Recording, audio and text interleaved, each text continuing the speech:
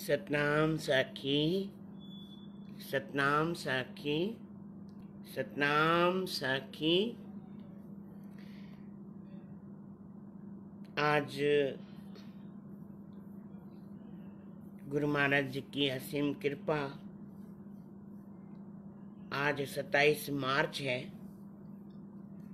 हमारे सूरत के शहंशाह साईं स्वामी राज प्रकाश महाराज जी का जन्मोत्सव जो बड़े धूमधाम से मनाया जा रहा है, अपने अपने तरीके से, क्योंकि कोरोना की वजह से विस्तार रूप में मना नहीं सकते। दुख तो है ही, और इसलिए छोटे रूप में ही साईं का जन्मदिन मना रहे हैं। तो जन्मदिन मनाने में क्या करना चाहिए, कैसे रहना चाहिए, अपने गुरु के प्रति अंदर में कैसे भाव होने चाहिए। आज मेरे गुरु जी का जन्मदिन है, तो मैं अपनी श्रद्धा, अपना विश्वास कैसे जागृत करूं, कैसे उनके ऊपर। तो मुझे उनके लिए, या समझो अपने लिए, नाम सुमरण करना चाहिए। कोई फूल देता है, कोई फल देता है, कोई गिफ्ट देता है, कोई नाम की भेंट स्वीकार कराए कि बाबा मैंने आपके लिए नाम सुमरण कर रहा हूं। आप अपनी कृपा बनाए रखना, क्योंकि स्थूल रूप से हमारे पास नहीं है, सूक्ष्म रूप से हमारे साथ में ही है। हमें सुन रहे हैं, हमें देख रहे हैं, हमारी हर एक क्रिया का अनुभव कर रहे हैं। इसलिए जितना हो सके जन्मदिन के उपलक्ष्य में भजन करना चाहिए। जन्मदिन जो संत कहते हैं कि हम खुशियां मनाते हैं, क्योंकि ये जन्म हमारा एक एक क्षण, एक एक सेकंड, एक एक मिनट, जैसे गंगा नदी बहती है, समय का चक्र चलता ही रहता है। समय कभी के लिए नहीं रुकता, चाहे वो पीर हो, चाहे पैगंबर हो, चाहे संत हो, चाहे वो किसी भी अवस्था में हो, समय का चक्र कोई रोक नहीं सकता। इसलिए समय को पहचानना चाहिए। जो समय को पहचानता है, समय उनका पूरा साथ देता है। इसलिए कहते हैं, आप महापुरुषों के संग में रहते हैं तो महापुरुष हमेशा यही सिखाते हैं कि जीवन में आपने कुछ करना है तो थोड़ा थोड़ा, एक एक सेकंड को जियो, अपने आसपास देखो और अपने अंदर में भी देखो, बाहर भी देखो, अंदर भी देखो, और अपने आप को भी देखो, अपने अंदर की हलचल को भी देखो। तो आपको क्या अनुभव होता है जब आपसे मिलना होगा तब आपसे पूछना होगा कि अनुभव क्या होता है। जैसे अभी हम सभी घबरा रहे हैं, चिंतित हैं, क्या होगा, क्या होगा, क्या होगा। होइए सोई जो राम रचि रखा, होगा वही जो वो चाहेगा। हमारे चाहने से, ना चाहने से कुछ नहीं होने वाला। इसलिए धैर्य धारण करो, भजन करो, नाम स्मरण करो। आपको मैं एक बात बताऊं, चेटीचंड के दिन देखा, चाहे फेसबुक में, सोशल नेटवर्किंग में देखा, सब प्रेमी अपने अपने घरों में प्रेम और श्रद्धा से लाल साईं की स्वरूप को रख के,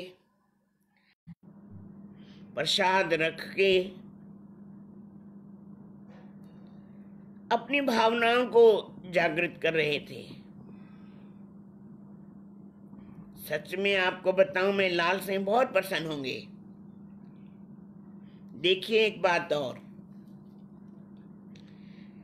हम लाल साईं के पास, दरिया शाह के पास नहीं जा सके।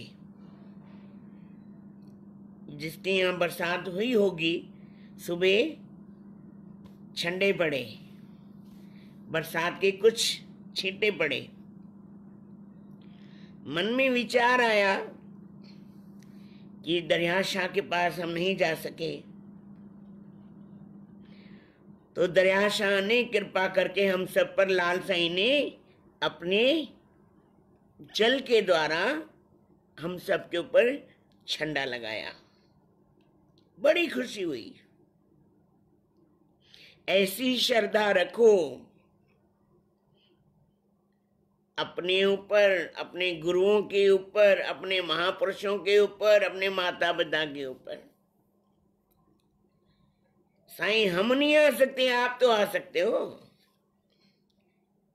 साईं ऐसी कृपा करो, इस रोग से हमें मुक्ति दिलाओ,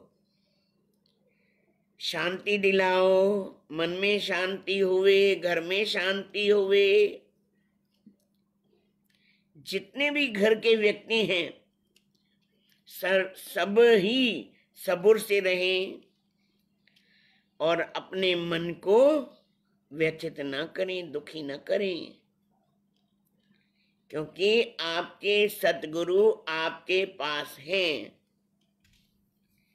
बताने की बात तो नहीं है, मैं आपको एक कल वीडियो देखा, हम किसी को दोष देते हैं, हो सकता है हमारा भी दोष हो, हमने भी कहीं ना कहीं गलती की हो, पर कोई अपनी गलती मानने के लिए तैयार नहीं है। कहते ना, प्रकृति के साथ आप खिलवाड़ करते हो।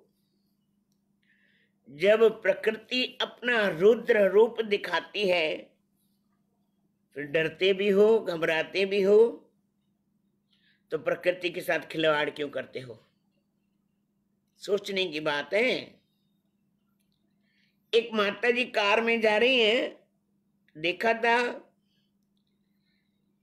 फेसबुक पे, गालियां देती जा रही हैं, और गालियां भी ऐसी गंदी गालियां, उनसे पूछो आप क्या कर रहे हो, वो लोग तो नहीं सुन रहे। उनको तो सिंधी नहीं आती, चाइना वालों को तो सिंधी आती नहीं, हिंदी आती नहीं, वो आपकी भाषा ट्रांसलेट तो नहीं कराएंगे आपकी आवाज सुनने के लिए। कहते ना, जिसकी जितनी भी निंदा करोगे तो निंदा उसकी नहीं होगी, उसका कूड़ा कचरा आपके पास आ जाएगा। इसलिए मेरे आप सबसे हाथ जोड़ करके प्रार्थना है कि आप ऐसा न करो, निंदा न करो। कहते ना, जो करेगा वो भरेगा। इस हाथ करो, इस हाथ भरो, क्योंकि उसने भी भरा है। उसने ये नहीं सोचा था कि जो मैं कर रहा हूं ये मेरे मुल्क के ऊपर आकर पड़ेगा। तो इसलिए हमें किसी की निंदा नहीं करनी है। हमारे भारत देश में भारतवासी संत और सतगुरु कभी किसी की निंदा करना नहीं सिखाते। हम इतनी उनको गालियां दे रहे हैं, ये कर रहे हैं, वो कर रहे हैं, तो हम क्या कर रहे हैं? क्या वो आपकी बात सुन रहे हैं?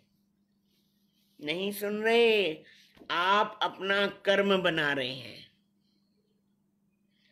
आप अपने कर्मों के लिए कैसी पूंजी जमा कर रहे हैं?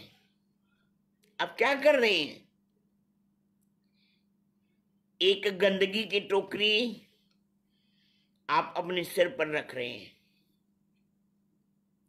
एक बात सुनी थी और मैं जहां कहा ये बात बताता भी हूं कि हमारे शहंशाह साईं जब गीता का ज्ञान बताते थे, गीता का सत्संग करते थे गीता के ऊपर, तो ऐसी छोटी छोटी बातें जो सीखने जैसी, समझने जैसी, कर्म के द्वारा, योग के द्वारा ऐसी बातें बताते थे। तो कहते हैं अपने बारे में सोचो। आप पास वाला क्या कर रहा है, ये पास वाला क्या कर रहा है, उसके लिए भगवान ने आपको नहीं भेजा है। आप अपने लिए सोचो कि मेरा उद्धार कैसे होगा। भगवान कृष्ण ने अर्जुन को ज्ञान दिया, किसके लिए? अर्जुन के लिए नहीं, हम सबके लिए। तो हम सबने वो ज्ञान सीखा, ज्ञान समझा, कुछ गुण सीखा, कुछ लिया हमने? नहीं लिया, क्योंकि हम समझते हैं कि ये तो ज्ञान अर्जुन के लिए नहीं, अर्जुन के लिए है। तो हमें भी अर्जुन बनना पड़ेगा, तब हमें ये बात समझ में आएगी। देखिए,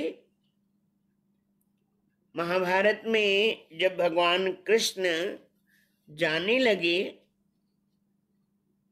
तब माता कुंती से और अर्जुन से भगवान श्री कृष्ण पूछते हैं कि अर्जुन, आपको कुछ चाहिए तो बताओ। तो अर्जुन कहते हैं, वो जो युद्ध के मैदान में जो आपने गीता का ज्ञान दिया था, वो ज्ञान फिर से सुनाइए। भगवान हंस दिए, मुस्कुराए। क्यों? अर्जुन को कहने लगे, अर्जुन वो ज्ञान तो अब नहीं आ सकता, क्योंकि उस समय आप भी योग में स्थित थे, हम भी योग में थे। देखिए, इतने घोड़े, इतने हाथी, इतने शंख, इतने शस्त्र और इतनी आवाजें, इतने लोग, उसमें भी गीता का ज्ञान भगवान कृष्ण ने अर्जुन को कैसे समझाया? समझने की बात है। घर में दो भाती हैं, घर में दो प्रेमी हैं, पर कभी हम बनते हैं, कभी हम नहीं बनते। कभी उसका मुंह कहाँ, कभी उसका मुंह कहाँ। तो गीता का ज्ञान कैसे आएगा हमारे पास? गीता सुनने के लिए, समझने के लिए हमें अर्जुन बनना पड़ेगा, धैर्य रखना पड़ेगा और भगवान पे, सतगुरु पे पूर्ण विश्वास रखना पड़ेगा। और हमें भी अपने लिए कुछ ना कुछ भजन करना पड़ेगा। कहते ना, आप नहीं चलोगे, भगवान जी का कहना है ना, आप आओ पग 8, मैं आऊं पग 60। तुम जो कर रहे काठ से, तो मैं लोहे की लाठ।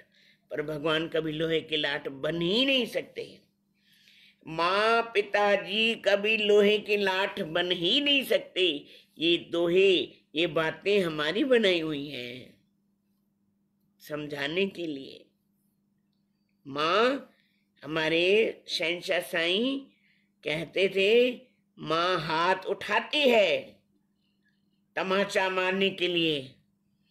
जब तमाचा मारती है तो कैसे मारती है? जोर से या धीरे? इसलिए सोचो, समझो, विचार करो, जीवन को बर्बाद न करो, क्योंकि ये जीवन फिर नहीं मिलने वाला है। एक बार अवसर मिलता है, इस अवसर को पहचानो। हमें ना भगवान जी ने 21 दिन, भगवान जी ने अब कैसे, अब देखो हर किसी की बुद्धि अपनी अपनी है। कोई गलत बात सोचेगा कि भगवान जी ने हमने बंद किया है, कि आपको अवसर मिला है 21 दिन का कि आप भजन कर लो।